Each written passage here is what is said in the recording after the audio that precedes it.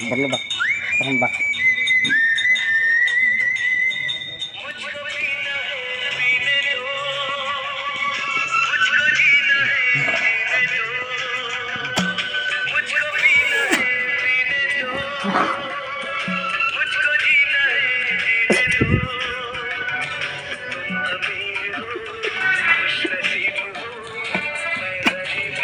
পানী অকণমান দিয়ক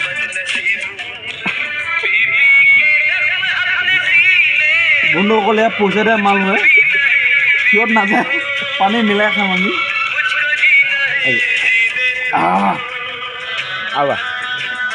মানে এবাৰ নহয় গাইজ দুবাৰ পানী মিলাই খাব আপোনালোকে কাৰণ বটলত বহুত মাল থাকি যায় পইচা এনে নোলায় ন হয় হয় চব